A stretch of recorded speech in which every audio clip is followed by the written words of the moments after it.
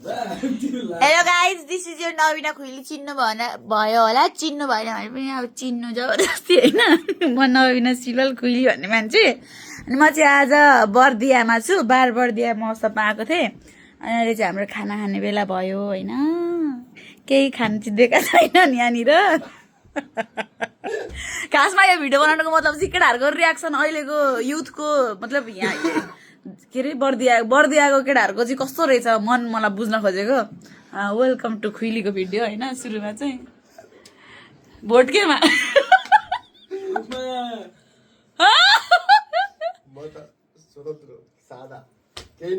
भनेको घन्टे नाटक मेरो एन्टी होइन त्यस्तो होइन कि जस्ट मलाई अब त्यहाँको कतिपय त अराजक तत्त्वहरू मन नपऱ्यो त्यस्तो एन्टी होइन म हजुर के नढाकिहाल्छ त खोइ हजुर के पार्टी गाली गरौँ नि गरौँ रुखै म त जन्मजात कांग्रेस हो र आफूले अघि एउटा भिडियो बनाएको काङ्ग्रेस भन्दा नआएर रुख कि रुख भन्दो रहेछु मैले जस्तो हजुर चाहिँ कुन पार्टी भोटै नहाल्ने नेपाली भएपछि त एउटा एक भोटको केही नहाल्ने नवीनाले पनि अहिले चाहिँ केपी पालाई हाल्ने प्रत्यक्षमा होइन समानुपातिकमा चाहिँ म लास्ट टाइम चाहिँ मैले केपी पालाई हालेकै हो मैले हालेको भोटले प्रधानमन्त्री भएकै हुनुबाट सिधै कुरा होइन अहिले त कसैलाई नहाल्ने म अनि झापा गर्ने खतरा मैले हालेको भोटले त प्रधानमन्त्री हुनु त्यहाँको दुईटा हौ कडा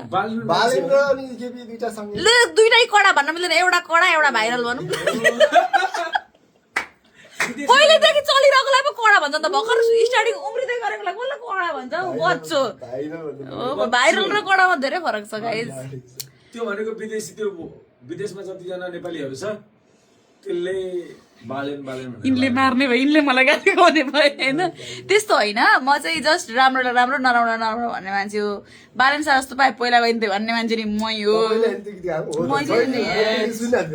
मैले हो त्यतिखेर ओभर मन पर्थ्यो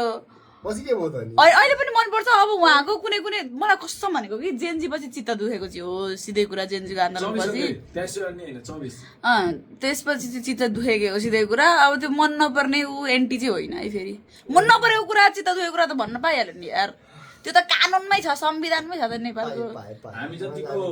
तर हजुर बालन जस्तो लाग्यो यार फेरि बालन जस्तो भए पहिला आइन्थ्यो भनौँ कि के कुरो ओके अनि भनेपछि हजुरलाई कस्तो लाग्छ हौ यो भोट सम्बन्धी हजुरहरूलाई दुइटैलाई कटेन हजुर के स्टाइल बारी सुती धेरै अगाडि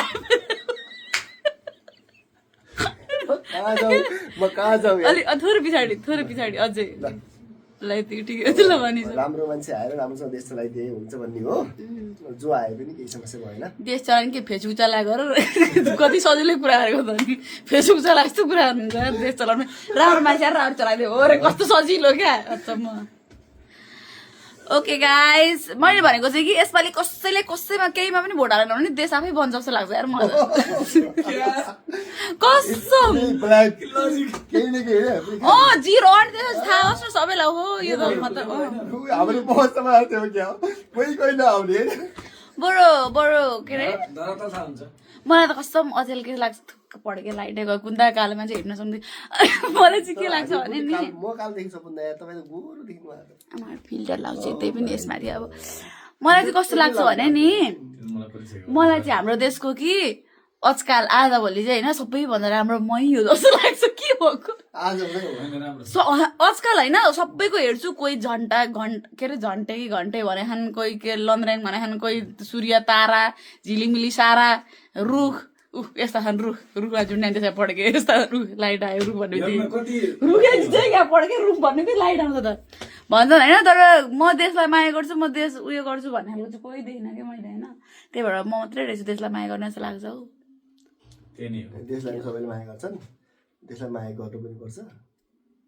तर अब देश चलाउनलाई ड्राइभर चाहिन्छ त ड्राइभर चाहिँ राम्रो आओस् भन्ने हो कि त्यतिकै देश चल्दैन नि त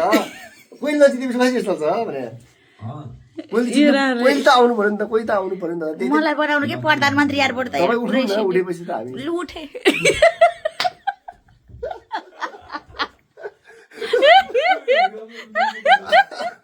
कस्तो अपलोड न अपलोड हुन्छ यो भिडियो गर्छु म अपलोड अपलोड गरे नि। गाई चाहिँ भिडियो अपलोड गर्छु कि नगाली गर्नु ल नगरेपछि त फेरि गाली नगर्नु ल खुइली गरे पनि फेरि मलाई सानतिनो गाली छुने खाले गीत त होइन फेरि कालो भयो ल ल गाईहरू राम्रोसँग बस्नु होला तर राम्रोलाई भोट हाल्नु हाम्रोलाई छानेर भाइरलको पछि नलाग्नु झापामा केपीमा बुढाबुढीको नि पछि नलाग्नु ए भोटै नहाल्नु यार कसैले केहीमा पनि वाक्क लाग्छ खाली खाली म जस्तै मैले हाल्दैन कसैलाई, हो भने सादा मान्छे कसैलाई नहाल्नु होला है, ल गाइज खाली छोडिदिनु होला। सिधा कुरा भनौँ ब्ल्याङ्क सिधा कुरा प्रष्ट विचार कपाल चाहिँ लास्ट मन पर्यो। भोट फर खुइलेको कपाल मान्छे भन्दा कपाल मलाई त मान्छे मलाई यही स्टाइल मन परेर मैले नाम लिएको सुरुमा यहाँ आउने खास यिनले लभ गर्ने विचार गरे गाइज ल बाई बाई चाहिँ मलाई अझै यस्तो दारी भएको मान्छे मन पर्दैन, यो अनुहार परेको मान्छे मन पर्दैन, किन आफै बुझ्नु यस्तो मनपर्छ नि हैन हजार हेलो यस्तो यो सिलिते पनि ठिक हुँदैन केपी बास देखिन्छ ओके यो जिस्केको मात्रै हो होइन, हल्का रमाइलो भिडियो पोस्ट गर्छु त्यसै गर्नु बाई रक्सी खाएर कुट्ने हो गीत हेर्नु त युट्युबमा गएर ल आइज नविना भोइली बाई।